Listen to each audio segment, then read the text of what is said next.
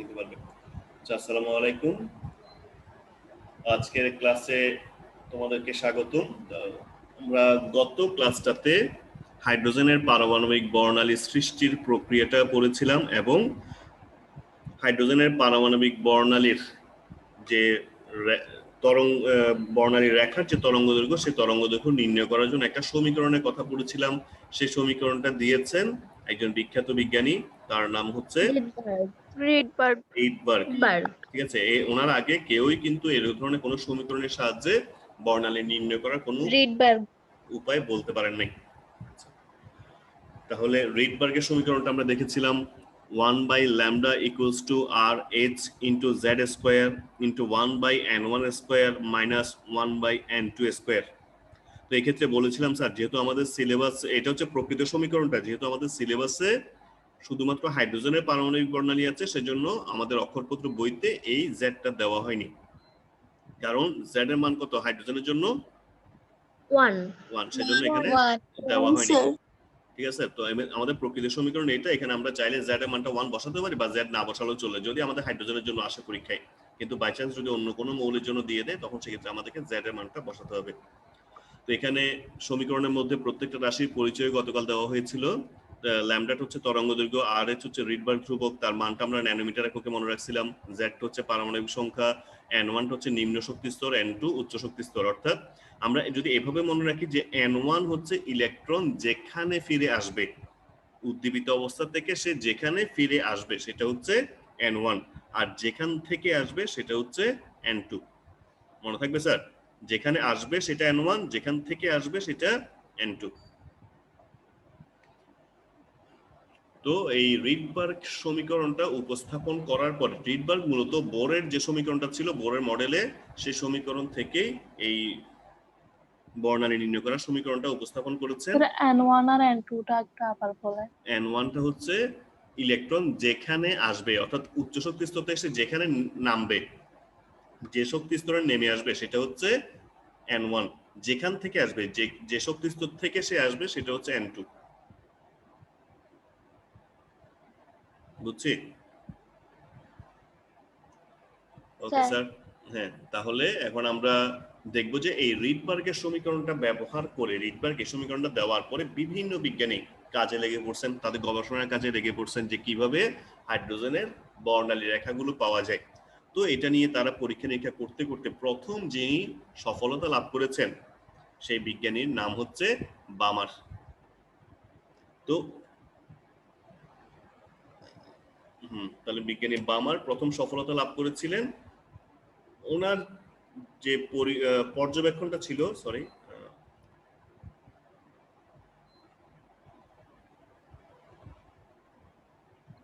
ওনার পর্যবেক্ষণ থেকে উনি কি কি দেখেছিলেন সেটা আমরা একটু করে দেখে নিই। তার আগে আমরা ওনার পর্যবেক্ষণটা দেখি, পর্যবেক্ষণটা থেকে আমরা দেখবো যে আসলে উনি কি কি দেখেছেন। আমরা সেখান থেকে কিন্তু ওনাকে সংজ্ঞায়িত করে ফেলতে পারবো না সিরিজটা কি। একটু ভালো করে খেয়াল করি ছবিটা।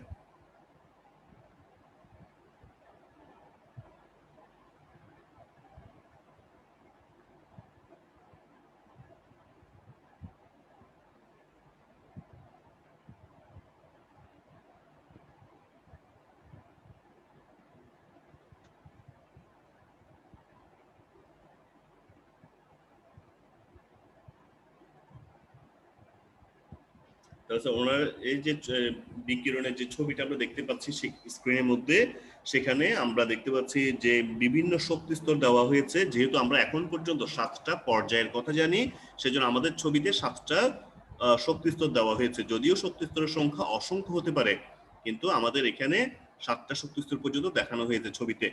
তাহলে এটা হচ্ছে ভিতরে নিউক্লিয়াস, এটা প্রথম শক্তি স্তর, দ্বিতীয়, তৃতীয়, চতুর্থ, পঞ্চম, ষষ্ঠ, সপ্তম, 7টা শক্তি স্তর পর্যন্ত দেখানো হয়েছে। তার মানে বামার সিরিজের ক্ষেত্রে কি দেখতে পাচ্ছি স্যার, যে বিভিন্ন উচ্চ শক্তি স্তর থেকে ইলেকট্রন গুলো শক্তি বিকিরণ করে কোথায় নামতেছে স্যার? দ্বিতীয় শক্তি স্তরে নামতেছে। তাহলে আমরা এভাবে বলতে পারি না যে উদ্দীপিত অবস্থা থেকে যখন ইলেকট্রন বিভিন্ন উচ্চ শক্তি স্তরগুলো থেকে দ্বিতীয় শক্তি স্তরে নেমে আসে, তখন যে বিকিরণটা হয় সেই বিকিরণটাকে আমরা বলবো বামার সিরিজ। তো এটা বিজ্ঞানী তার বামার, শুধু কি দ্বিতীয় শক্তি স্তরে নামতে হবে যে, মানে হ্যাঁ প্রথম শক্তি স্তরে নামা বামার যাবে না? যাবে স্যার। বিজ্ঞানী বামার পর্যবেক্ষণ করেছিলেন যে ইলেকট্রনগুলো দ্বিতীয় শক্তি স্তরে নেমে আসতেছে, বিভিন্ন উচ্চ শক্তি স্তর থেকে দ্বিতীয় শক্তি স্তরে নেমে আসছে। এবং এটা উনি আবিষ্কার করেছেন দেখো অনেক আগে, 1885 সালে।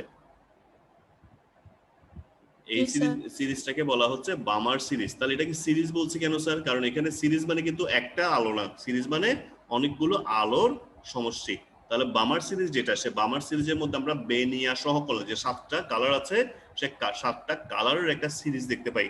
এজন্য এটাকে বলা হচ্ছে বামার সিরিজ। বিজ্ঞানী বামার আবিষ্কার করেছেন বলে এটাকে বামার সিরিজ বলা হয়। এবং যখন আমরা রিডবার্গ সমীকরণের সাহায্যে এই সিরিজের তরঙ্গ দৈর্ঘ্যগুলো নির্ণয় করব, তখন দেখব যে এই সিরিজের যে বিকিরণ, সে বিকিরণের তরঙ্গ দৈর্ঘ্য দৃশ্যমান অঞ্চলের মধ্যে হচ্ছে। তার দৃশ্যমান অঞ্চলের তরঙ্গ দৈর্ঘ্যের মান কত মনে আছে স্যার? আমরা যে একটা অঞ্চল করেছিলাম দৃশ্যমান অঞ্চল, 380 থেকে 780 ন্যানোমিটার। তাহলে এক্ষেত্রে যে শক্তি স্তর থেকে ইলেকট্রন নামুক না কেন, আমরা দেখব যে ওই 380 থেকে 780 ন্যানোমিটারের মধ্যেই তার বিকিরণটা হবে। বুঝছি, বিকিরণের তরঙ্গ দৈর্ঘ্যের মানটা 380 থেকে 780 ন্যানোমিটারের মধ্যেই হয়। এর জন্য এটাকে বলা হচ্ছে দৃশ্যমান অঞ্চল। দৃশ্যমান অঞ্চলের মধ্যে বিকিরণ, এটা আবিষ্কার করার কারণে বিজ্ঞানী বামারকে নোবেল পুরস্কার দেওয়া হয়েছিল। এটা ছিল একটা যুগান্তকারী আবিষ্কার তখনকার জন্য।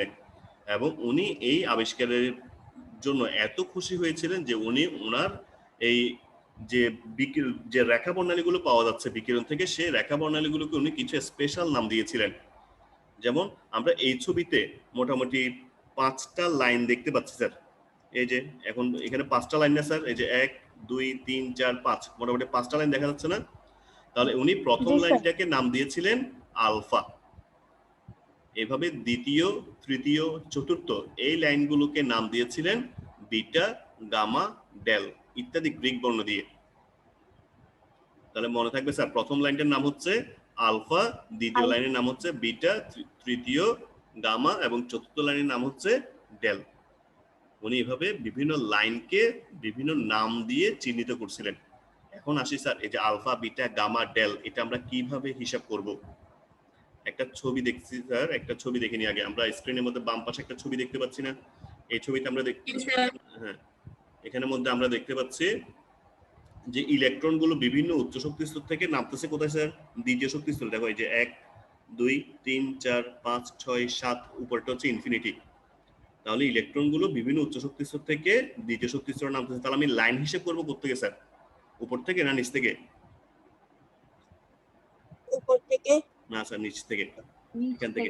এখান থেকে লাইন গোনা শুরু করবো আমি, কারণ উপরে তো ইনফিনিটি। ইনফিনিটি বলতে কত, আমি কত থেকে গুনবো স্যার? ঠিক আছে স্যার, এই জন্য নিচ থেকে সাধারণত গুণা হয়। তাহলে এই যে ইলেকট্রন যখন 3 থেকে 2তে নামে, সেটাকে নাম দিয়েছেন কি? Alpha line.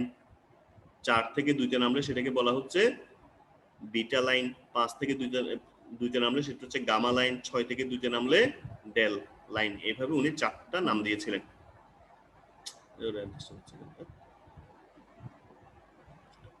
তোমাদের কি স্ক্রিনের মধ্যে কিছু দেখা যাচ্ছে? জি স্যার। মানে বাড়তি কোনো কিছু? না স্যার। আমার এখানে বাড়তি ওই যে মাইক্রোসফট ড্রাইভে কিছু চলে আসছে, এটা কাটাও যাচ্ছে না। আচ্ছা হ্যাঁ, গেছে। না স্যার। ওকে স্যার, তাহলে এখানে আমরা 4টা লাইন দেখতে পাচ্ছি। এখন আমাদের যদি স্যার পরীক্ষায় আসে যে হাইড্রোজেন পরমাণুর জন্য বিটা রশ্মির তরঙ্গ দৈর্ঘ্য নির্ণয় করো অথবা বিটা লাইনের তরঙ্গ দৈর্ঘ্য নির্ণয় করো, পারবো স্যার? বিটা লাইন মানে কোথা থেকে কোথায় নামবে ইলেকট্রন? স্যার বিটার জন্য 4 হবে মান, n2 এর মান হবে 4 আর n1 হবে n1 2। অর্থাৎ বামার হলে ইলেকট্রনগুলোর n1, বামার হলে n1 এর মানটা আমরা ধরবো 2। তাহলে আমাদের পরীক্ষায় এই আলফা বিটা গুলো দিয়ে পরীক্ষায় আসতে পারে, অথবা আমাকে এরকম লাইনের কথা বলে দিতে পারে। যেমন আমি একটা ম্যাথ দেখানোর চেষ্টা করেছি। দেখো, প্রথম লাইনের জন্য যদি তরঙ্গ দৈর্ঘ্যের মানটা আমরা হিসেব করতে চাই, তাহলে রিডবার্গ সমীকরণটা আমাদের ব্যবহার করতে হচ্ছে 1/λ = RH × z²। এইবার এটা বসালাম। তো এখানে RH এবং Z এই দুটো হচ্ছে ধ্রুবক, মানগুলো বসাইছি। Z হাইড্রোজেনের জন্য 1 বসালাম। n1 বামারের ক্ষেত্রে n1 এর মান হচ্ছে 2, তাহলে 2 কে স্কয়ার করলে কত হবে স্যার? 4। আর প্রথম লাইনের জন্য আমরা n2 এর মানটা পাবো 3, তো 3 স্কয়ার হলে 9। তাহলে এইভাবে আমরা এখান থেকে 1/λ মানটা হিসাব করতে পারবো না? ক্যালকুলেটর তো হিসাব করে ফেলতে পারবো। হিসাব করার পর এখন আমাদের তো ল্যামডার মানটা নির্ণয় করতে হবে। তো 1/λ থেকে ল্যামডা কিভাবে পাবো?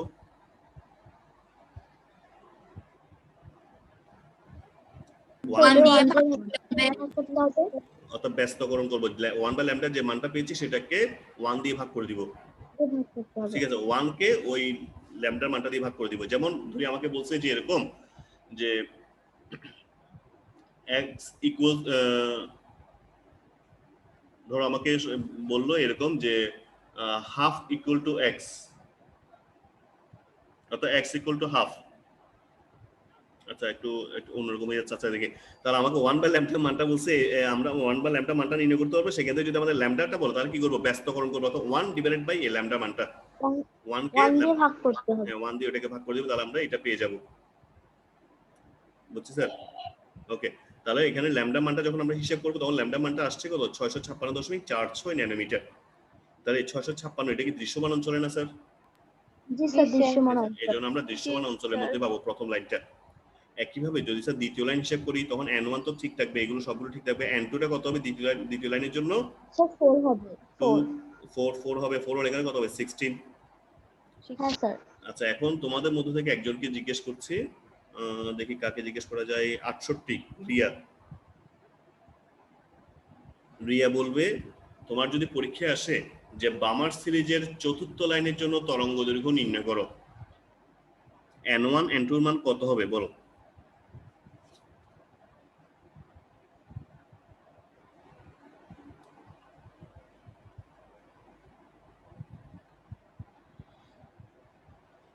বামার সিরিজের চতুর্থ লাইনের জন্য তরঙ্গ দৈর্ঘ্যের মানটা নির্ণয় করতে বলছে, তাহলে সেখানে আমাকে n1 n2 এর মান বসাতে হবে। কত বসাবো স্যার?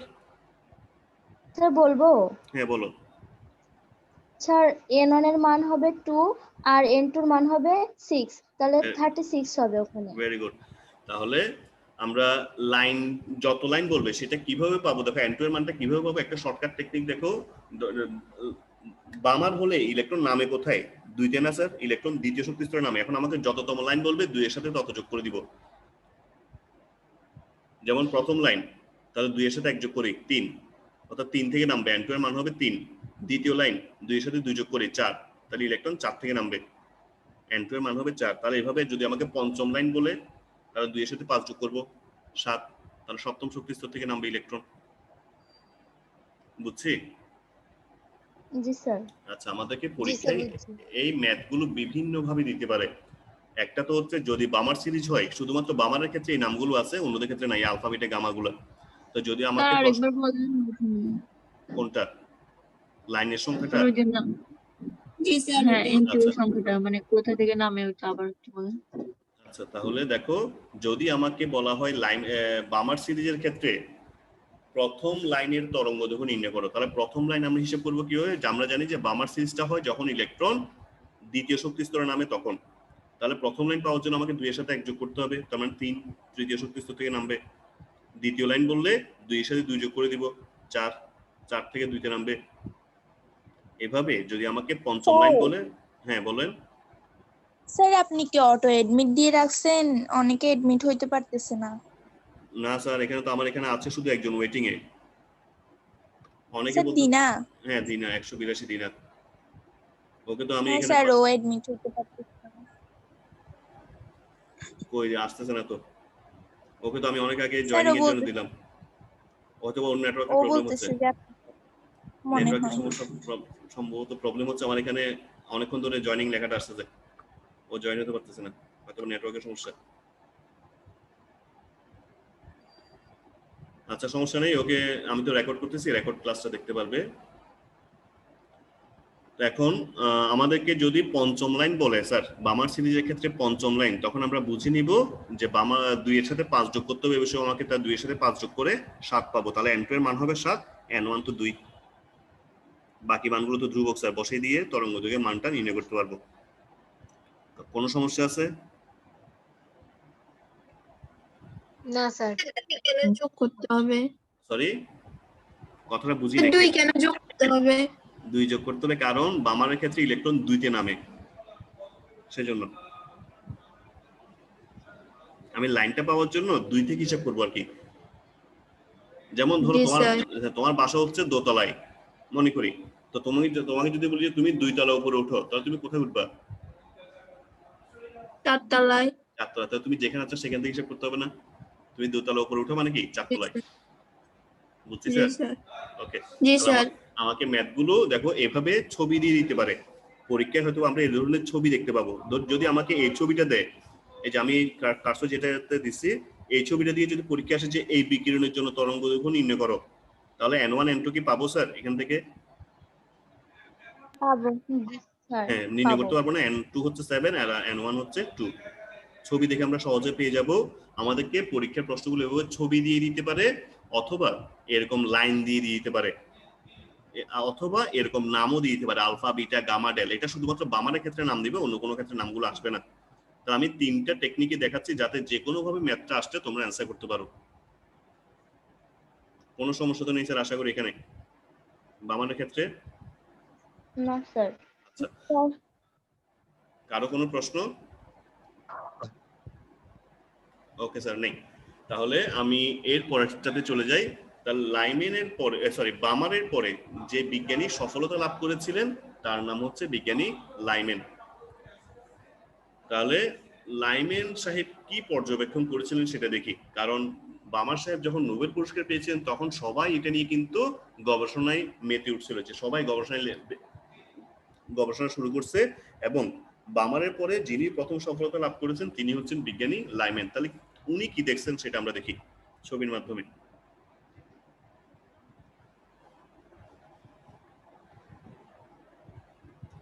তাহলে ইলেকট্রন নামতেছে কোথায়? প্রথম শক্তি স্তরে। তাহলে এখান থেকে কি আমরা লাইমেন সিরিজটা কিভাবে বলতে পারি না যে ইলেকট্রন গুলো যখন উদ্দীপিত অবস্থাতে বিভিন্ন উচ্চ শক্তি স্তর থেকে প্রথম শক্তি স্তরে নেমে আসে তখন যে বিকিরণ হয় সেটাকে আমরা বলবো লাইমেন সিরিজ। এবং এটাকে বিজ্ঞানী লাইমেন 1905 সালে আবিষ্কার করেছেন। দেখো, বিজ্ঞানী বামার আবিষ্কার করার প্রায় 20 বছর পরে গিয়ে বিজ্ঞানী লাইমেন এটা আবিষ্কার করেছেন। ঠিক আছে, এমন না যে কি একজন আবিষ্কার করছে এর পরের দিন আরেকজন আবিষ্কার করে ফেলবে, এরকম কিছু না। অনেক বছর, প্রায় 20 বছর গবেষণা করার পরে বিজ্ঞানী লাইমেন এই সিরিজটা আবিষ্কার করতে পেরেছেন। এবং এই সিরিজের ক্ষেত্রে যদি আমরা তরঙ্গ দৈর্ঘ্যের মান নির্ণয় করি তখন দেখবো যে এই সিরিজের তরঙ্গ দৈর্ঘ্যের অঞ্চলটা হচ্ছে 10 থেকে 380 ন্যানোমিটারের মধ্যে, যেটাকে আমরা বলি অতি বেগুনি অঞ্চল। ঠিক আছে, তাহলে এই সিরিজটা মূলত অতি বেগুনি অঞ্চলের মধ্যে হবে। এটাকে আমরা দেখতে পাবো খালি চোখে? না স্যার। না স্যার, আমরা শুধু দৃশ্যমানটা দেখবো। অর্থাৎ আমরা এখানে যতগুলো সিরিজই পড়বো আজকে তার মধ্যে শুধুমাত্র বামার সিরিজটাকে আমরা খালি চোখে দেখতে পাবো, বাকি কোনো সিরিজের আলো আমরা দেখতে পাবো না। তাহলে এটা অতিবেগুনি অঞ্চলে হবে। এবং এখানে ক্ষেত্রে দেখো, যদি ওটা বুঝে থাকো বামানের ক্ষেত্রে, এখান থেকে যদি তোমার লাইন দিয়ে পরীক্ষায় আসে, এখানে আমি দেখো সবার উপরে যেটা দেখিয়েছি সেটা হচ্ছে কি ইনফিনিটি অসীম শক্তি স্তর। এখন এখান থেকে আমি তোমাদের মধ্যে থেকে একজনকে জিজ্ঞেস করি দেখি লাইন দিয়ে পারবে কিনা। ID 3, আমার পরেই নামটা আছে দেখি এখানে সিরিয়ালে, রামি স্যার, তুমি কি শুনতে পাচ্ছ?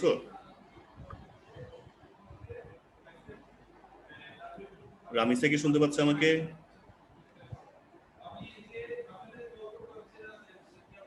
ID 3 শুনতে পাচ্ছে না মনে হয়। এরপরে আছে তুষি, তুমি কি শুনতে পাচ্ছ? আচ্ছা, তুষি বলবে তোমার ধরো পরীক্ষায় ম্যাথটা আসছে এরকম যে লাইমেন সিরিজের ক্ষেত্রে চতুর্থ লাইনের জন্য তরঙ্গ দৈর্ঘ্য নির্ণয় করো। তখন কি করবে স্যার? চতুর্থ লাইনটা কোত্থেকে আসবে দেখো তো।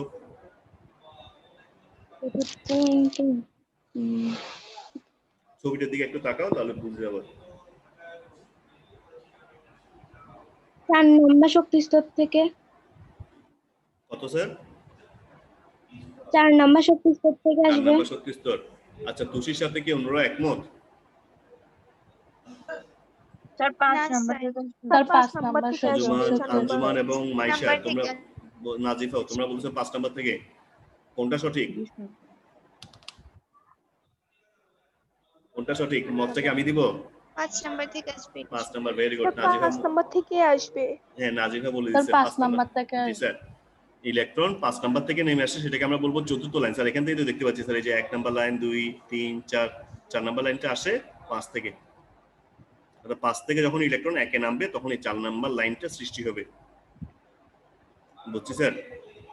তুষি সমস্যাটাই গেছে, বুঝতে পারছি কিনা এটা? আচ্ছা, তাহলে এভাবে আমাদের লাইন দিয়ে যদি পরীক্ষা আসে আশা করি পারবো। আমাদেরকে হয়তো এরকম বিকিরণ দিয়ে আসতে পারে অথবা এরকম লাইন দিয়ে আসতে পারে পরীক্ষায়। তাহলে এখন এটার বেলায়ও আমরা যদি প্রথম লাইনের জন্য তরঙ্গ দৈর্ঘ্য দেখি, তাহলে n1 তো 1, লাইনের ক্ষেত্রে n1 হলে 1 আর n2 প্রথম লাইন হলে কত হবে স্যার 2, n2 এর মান হচ্ছে 2, তাহলে 2 হলে এখানে 4 হবে, তার সেখান থেকে আমরা তরঙ্গ দৈর্ঘ্যের মান পাবো 121.5 ন্যানোমিটার।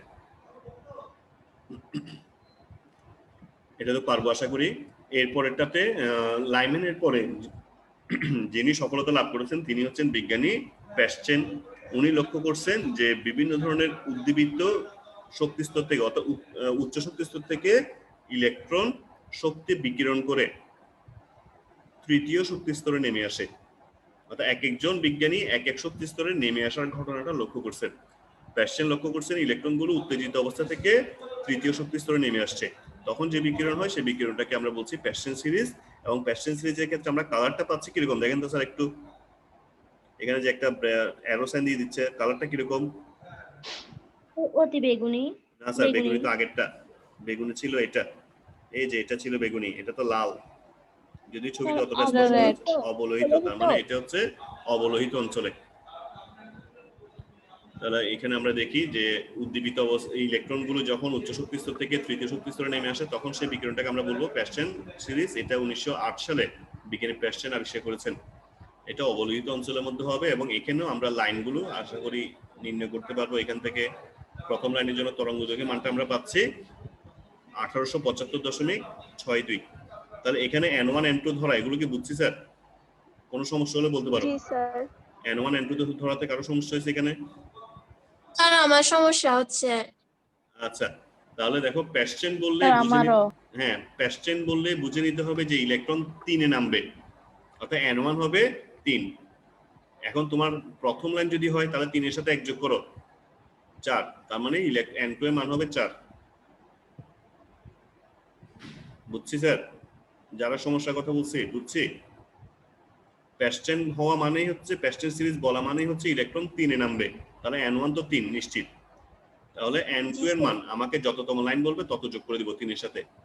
প্রথম লাইন বলে 3 এর সাথে 1 যোগ করি 4, তাহলে এখানে 4 কে স্কয়ার করলে 16, 3 কে স্কয়ার করলে 9, এই মানগুলো বসাই দিব। বসাই দেওয়ার পরে আমরা তরঙ্গ দৈর্ঘ্যের মানটা হিসাব করতে পারবো। স্যার অ্যালাইনমেন্ট একটু দেখানোর একটু নিউটা অ্যাসেসমেন্টে ভুলে গেছি। লাইমেন জি স্যার।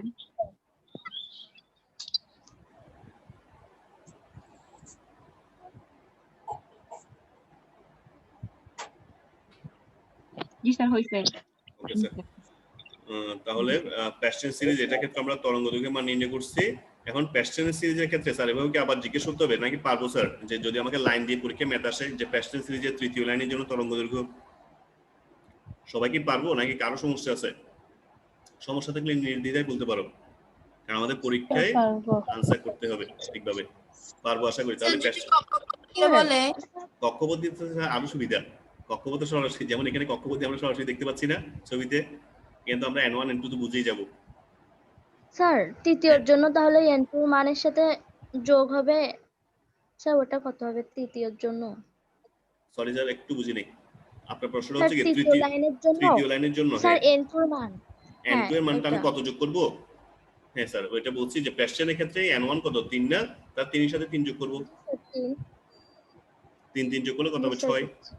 বুঝছি স্যার? Okay sir. তাহলে আমরা প্যাসচেন সিরিজটা জানলাম। হ্যাঁ স্যার। কক্ষপথের ওই n1 এর মান n2 কিভাবে? তো বুঝতেছি না কোন জায়গা। আচ্ছা স্যার, এই যে বললাম ইলেকট্রনগুলো তৃতীয় শক্তি স্তরে নেমে আসলে প্যাসচেন সিরিজ হয়, সেজন্য n1 তো 3।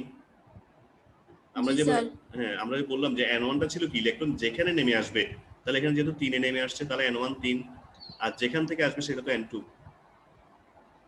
তো এখানে যদি আমাকে তৃতীয় লাইন বলে 3 এর সাথে 3 যোগ করে দিব 6, চতুর্থ লাইন বলে 3 এর সাথে 4 যোগ করব 7, 7 থেকে নামবে। বুঝছি স্যার? স্যার এখনো কনফিউশন কোনটা স্যার বলেন? স্যার আবার n2 এর মানটা মানে কখন কি করব? জি স্যার। আচ্ছা আপনি এই ছবিটা দেখেন একটু ভালো করে, এই ছবিটা কি দেখা যাচ্ছে? লাইনের যে ছবিটা আছে এটা, এখন ধরো আমি প্রথম লাইনটা হিসাব করব এখান থেকে নিচ থেকে, তাহলে ইলেকট্রন নামে 3 এ, তাহলে 4 থেকে নামলে এটা প্রথম লাইন, 5 থেকে নামলে দ্বিতীয় লাইন, 6 থেকে নামলে তৃতীয় লাইন, এভাবে 7 থেকে নামলে চতুর্থ লাইন। অনেকগুলো লাইন পাচ্ছি জি না আমরা, স্যার। তো এইভাবে হিসাব জি করবো। স্যার। অথবা আরেকটা শর্টকাট টেকনিক যেটা বলছি, আমাকে প্যাস্টেন বললে বুঝে নিব যে n1 হচ্ছে 3, তাহলে যততম লাইন বলবে 3 এর সাথে তত যোগ করে দিব। জি স্যার। Okay sir. জি স্যার, বুঝতে পারছি। তাহলে এরপরে যিনি সফলতা লাভ করেছেন তার নাম হচ্ছে বিজ্ঞানী ব্রাকেট। ব্র্যাকেট না, মানে নামটা এরকম, ব্রাকেট। তাহলে উনি দেখেছেন যে ইলেকট্রনগুলো উচ্চ শক্তি স্তর থেকে 4 নাম্বার শক্তি স্তরে নেমে আসতেছে। দেখেন যে বিভিন্ন উচ্চ শক্তি স্তর থেকে ইলেকট্রন 4 নাম্বার শক্তি স্তরে নেমে আসতেছে। তাহলে এখন যে বিকিরণ হবে সেটাকে আমরা বলবো ব্রাকেট সিরিজ, এবং ব্রাকেট সিরিজটা আবিষ্কার করা হচ্ছে 1922 সালে, প্রায় 14 বছর পরে। প্যাস্টেন আবিষ্কার করার প্রায় 14 বছর পরে এই সিরিজটা আবিষ্কার করা হয়েছে। এই সিরিজের রেখাগুলো অবলোহিত অঞ্চলের মধ্যে হবে, অর্থাৎ বর্ণালীটা অবলোহিত অঞ্চলের মধ্যে হয়। এক্ষেত্রে আমরা অনেকগুলো লাইন পাবো, এবং তরঙ্গ দৈর্ঘ্যের মান যদি হিসেব করি, প্রথম লাইনের জন্য তরঙ্গ দৈর্ঘ্যের মান এখানে n1, ব্রাকেট সিরিজের ক্ষেত্রে n1 কত ধরতে হবে স্যার আমাদেরকে? 4, যেহেতু চতুর্থ শক্তি স্তরে নেমে আসবে। তাহলে n1 হচ্ছে 4, আর প্রথম লাইনের জন্য আমরা 4 এর সাথে 1 যোগ করব 5, তাহলে 25 হবে এখানে। তাহলে এখানে তরঙ্গ দৈর্ঘ্যের মানটা আমরা পেয়ে যাব 4052.26 ন্যানোমিটার। তাহলে এখন যদি আমাকে দ্বিতীয়, তৃতীয়, চতুর্থ যে কোনো একটা লাইনের জন্য পরীক্ষায় আসে, পারবো কিনা স্যার? জি স্যার। কারো তো জি সমস্যা স্যার নেই? পারবো। কারো সমস্যা নেই? না না স্যার। স্যার। ওকে। না স্যার। তাহলে ব্র্যাকেটের পরে এরপরে যিনি সফলতা লাভ করেছেন তার নাম হচ্ছে ফুন্ড।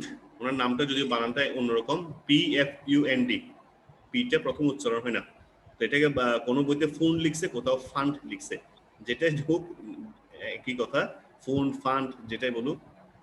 তাহলে উনি দেখেছেন যে উদ্দীপিত অবস্থা থেকে ইলেকট্রনগুলো পঞ্চম শক্তি স্তরে নেমে আসতেছে।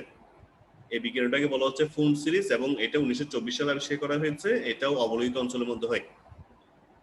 তাহলে ফুন্ড সিরিজ এটা হচ্ছে FIR, অর্থাৎ আমরা যে পড়ছিলাম তিনটা অবলোহিত অঞ্চল ছিল, near IR, far IR, middle IR, এটা হচ্ছে ফার আইআর এর মধ্যে। তো এই ক্ষেত্রে আমরা অনেকগুলো লাইন পাবো। তাহলে ফুন্ডের ক্ষেত্রে লাইন গণ আমাকে শুরু করতে হবে করতে স্যার 5 থেকে, না মানে 5-এ নামবে, তাহলে 6 থেকে গোনা শুরু করতে হবে আমাকে। তাহলে যদি আমাকে দ্বিতীয় লাইন বলে তাহলে কোনটা হবে স্যার? 7। তৃতীয় লাইন? 7 তৃতীয় লাইন 7 হবে। তৃতীয় জন্য 8 হবে। 8 হবে। হবে। তো এখান থেকে আপনি নিশ্চয়ই তরঙ্গ দৈর্ঘ্যের মানগুলো নির্ণয় করতে পারবো স্যার, কোনো সমস্যা নেই, সবগুলো একই নিয়ম। তাহলে ফুন্ডের পরে সর্বশেষ আরেকজন বিজ্ঞানী এই সিরিজ আবিষ্কার করেছেন, তার নাম হচ্ছে বিজ্ঞানী হামফ্রিস। ওনার নামটাও একটু অন্যরকম, হামফ্রিস। উনি দেখেছেন যে উচ্চ শক্তি স্তর থেকে ইলেকট্রনগুলো ষষ্ঠ শক্তি স্তরে নেমে আসতেছে। এটা 1953 সালে আবিষ্কার করা হয়েছে, এবং এটাও অবলোহিত অঞ্চলের মধ্যে হবে। এটার জন্য আমরা যদি তরঙ্গ দৈর্ঘ্য নির্ণয় করতে যাই, তাহলে n1 হবে 6 আর n2, এখানে লাইন যদি আমরা প্রথমটা ধরি তাহলে n2 হবে কত? 6 এর সাথে 1 যোগ করে 7, তার 7 কে স্কয়ার করলে 49। এখান থেকে আমরা মানগুলো পেয়ে যাব। তাহলে দেখো এটা তরঙ্গ দৈর্ঘ্যের মানটা কিন্তু অনেক বেশি, 12,371.8 ন্যানোমিটার। তাহলে এখন যে স্যার এতগুলো সিরিজের কথা বললাম, 6টা সিরিজের কথা, যে লাইমেন, বামার, প্যাস্টেন, ব্র্যাকেট, ফুন্ড, হামফ্রিজ, তাহলে এই 6টা সিরিজের নাম আমরা সিরিয়ালি কিভাবে মনে রাখবো? বা পরীক্ষায় ধর আমাকে দিয়েছে যে ব্র্যাকেট সিরিজের তৃতীয় লাইনের জন্য তরঙ্গ দৈর্ঘ্য কত, তাহলে হুট করে আমি হয়তো বা n1 n2 নির্ণয় না সঠিকভাবে নির্ণয় করতে নাও পারি। তো এই ক্ষেত্রে আমরা যদি একটা ছন্দ করি, আশা করি আমাদের এটা কাজে আসবে পরীক্ষা অ্যান্সার করার ক্ষেত্রে। তো আমি একটা ছন্দ তৈরি করেছি এরকম করে, দেখো, লালখান বাজার, লালখান বাজারের পশ্চিমে বেকারির ফুড হাইওয়েতে পাবে। কি বলছি স্যার? লালখান বাজারের লালখান বাজারের পশ্চিমে, লালখান বাজার কি কারো বাসা? আচ্ছা, তোমার কারো ওখানে বিশাল একটা দোকান আছে, হাইওয়ের একটা বিশাল দোকান আছে। তাহলে লালখান বাজারের পশ্চিমে বেকারির ফুড হাইওয়েতে পাবে।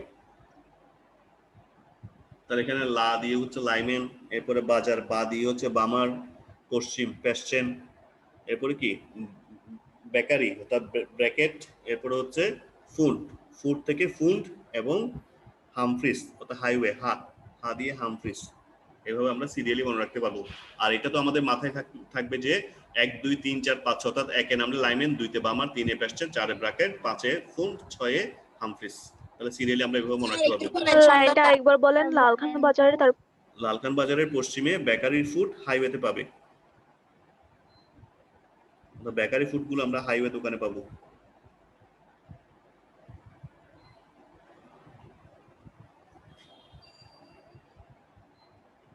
লেখা হয়েছে? জি স্যার। আশা করি স্যার মনে লেখা থাকবে। হয়েছে। মনে থাকবে পরীক্ষা যদি সিরিজ দিয়ে আসে, বা আমাদের এটা ভবিষ্যতে কাজে আসবে আমরা যখন ভর্তি পরীক্ষা দিতে যাব উচ্চ মাধ্যমিক শেষে, অ্যাডমিশন টেস্টে যখন যাব তখন এগুলো আমাদের কাজে আসবে। তো স্যার আজকে এই পর্যন্ত আলোচনা। আগামী দিন আমরা বোর্ড কোশ্চেন গুলো আলোচনা করব, এখান থেকে প্রশ্নগুলো কিরকম হয়, ম্যাথগুলো কিভাবে হয় সেটা নিয়ে আলোচনা করব। এবং তোমাদের 7 তারিখ একটা পরীক্ষা আছে না? জি জি স্যার। স্যার। উইকলি টেস্টের মানে আপনি উইকলি টেস্টের সিলেবাসটা আমরা যে 4 জন টিচার আছি কেমিস্ট্রির, ওনারা নির্ধারণ করেছি বর্ণালী পর্যন্ত। অর্থাৎ আমরা এখন আজকে কালকে যে ম্যাথগুলো করব, আজকে যেগুলো করছি কালকে যে ম্যাথগুলো করব সেগুলোর উপর ভিত্তি করেই দিব, তার শুরু থেকে বর্ণালী মিতি পর্যন্ত। কারণ স্যার না এগুলা না হলে স্যার ওই যে পরবর্তী পরীক্ষাটা কিন্তু স্যার আবার 15 দিন পরে। 7 তারিখ তো আরেকটা পরীক্ষা মনে হয় স্যার 22 তারিখ সম্ভবত, আমার যতদূর মনে পড়ে 22 তারিখ। তাহলে এই অল্প সময়ের মধ্যে কিন্তু স্যার না হলে পড়াটা বেশি হয়ে যাবে। এরপরে টপিক স্যার এগুলা সেজন্য এতগুলোর মধ্যে স্যার আমি একটা পরীক্ষা নিয়ে নিয়েছি অলরেডি, তো এগুলো তো পড়া হয়ে গেছে, ইলেকট্রোমিনাস গুলো পড়া হয়ে গেছে না? স্যার তারপর অনেক তো অনেক হয়ে যাচ্ছে। তা আমাদের যে দুইটা স্যার সেমিস্টার আনসার করতে হবে, বুঝি নাই স্যার, আমাদের তো স্যার দুইটা সেমিস্টার আনসার করতে হবে। তো দুইটা সেমিস্টার কি আমি শুধু ইলেকট্রোমিনাস থেকে দিতে পারবো স্যার? ইলেকট্রোমিনাস, কোয়ান্টাম সংখ্যা, এরপর এখান থেকে একটা ম্যাথ, ধর এখান থেকে একটা দিলাম, ওখানে কোয়ান্টাম সংখ্যার ইলেকট্রোমিনাস মিলে একটা দিলাম। স্যার সত্যি অনেক বেশি হয়েছে, একটা সৃজনশীল মডেল থেকে দেন, আমরা এতগুলা মডেল পড়ছি না। সৃজনশীল আমি আগামী 2 দিন অর্থাৎ কালকে না, বুধবার বৃহস্পতিবার 2 দিন প্র্যাকটিস করবো। আর এর মধ্যে যদি তোমাদের কোনো সমস্যা থেকে থাকে অবশ্যই জানাবে, এই 2 দিন আলোচনা করবো। শনিবার তো পরীক্ষা, তার বুধবার বৃহস্পতিবার আলোচনা করব পুরনো পড়াগুলো নিয়ে, আর কালকে কয়েকটা বোর্ড কোশ্চেন সলভ করব। ঠিক আশা আছে করি স্যার। বেশি হবে না স্যার? আমি স্যার তো অনেক বেশি। অনেকগুলো হবে। হ্যাঁ স্যার অনেক তো। আচ্ছা আমি একটু যদি কমাই দিই, তাহলে অনেক। আমি যদি একটু কমাই দিচ্ছি, দেখো তোমরা বর্ণালী মেথি থেকে এই রেখা বর্ণালীর সাহায্যে মৌল শনাক্তকরণ এটা এবং এই হাইড্রোজেনের পারমাণবিক বর্ণালী, এগুলো পুরো এর আগে যেগুলো পড়ছি সেগুলো স্কিপ করতে যেতে পারো আপাতত। তবে ওই ফাইনাল পরীক্ষার জন্য পড়বা, মানে ফার্স্ট টাইম যেটা হবে সেটার জন্য পড়বা। স্যার আবার বলেন। স্যার আবার বলেন। বর্ণালী মিতি থেকে এখন যে বিভিন্ন সিরিজের কথাবার্তা বললাম না, লাইমেন, বামার, প্যাস্টার, জি ব্র্যাকেট, স্যার। এগুলো থেকে একটা ম্যাথ থাকে স্যার প্রতি বছর। এটা প্রশ্ন ফাঁস করা না, এটা এমনি প্রতি বছরই থাকে। হ্যাঁ, এখান থেকে একটা ম্যাথ থাকবে, তাহলে তুমি এখান থেকে একটা প্রশ্ন পাবা। আর রেখা বর্ণালীর সাহায্যে যদি একটু কঠিন করতে চাই প্রশ্ন কোনো স্যার, তাহলে হয়তো রেখা বর্ণালীর সাহায্যে মৌল শনাক্তকরণ সেটা দিতে পারে। তাহলে বর্ণালী মিতি থেকে শুধু দুইটা টপিকস পড়বা। আর শুরু থেকে আছে ওই যে আমাদের রাদারফোর্ডে আলফা কণা বিচ্ছুরণ পরীক্ষা, মডেল 2টা, কোয়ান্টাম সংখ্যাগুলো তো সোজা আছে, কোয়ান্টাম সংখ্যাগুলো সোজা না। ইলেকট্রোমিনাস থেকে সবচেয়ে বেশি আসে কিন্তু স্যার ওই যে পাউলির বর্জন দিয়ে যেটা পড়ছে এটা। এই তো স্যার সাজেশন হয়ে গেছে। স্যার হ্যাঁ স্যার, পরীক্ষায় কি 2টা সৃজনশীল আর 5টা এমসিকিউ থাকবে? হ্যাঁ 2টা সৃজনশীল, 5টা এমসিকিউ। ফার্স্ট স্যার টাইম বর্ণালীর মাধ্যমে মৌল শনাক্তকরণটা কিভাবে? রেখা বর্ণালীর সাহায্যে মৌল শনাক্ত, এটা গতকাল আলোচনা করছিলাম। জি স্যার। ওই যে ওটা, এই যদি একটু কঠিন করতে চাই তাহলে ওটা দিবে। আর যদি সহজ করে, যেহেতু প্রথম পরীক্ষা হয়তো সহজও করতে পারি, তখন সেক্ষেত্রে হয়তো এগুলোতেই দিয়ে দিব ম্যাথ। এই যে বললাম লাইনের কথা, এই লাইনগুলো দিয়ে হয়তো দিয়ে দিব। ঠিক আছে স্যার, আমার ইয়ার সময় শেষ, তো আজকের মতো এখানেই শেষ করছি। আশা করি তোমরা এগুলো করে ফেলবা। ঠিক আছে স্যার, ওকে। আসসালামু আলাইকুম স্যার।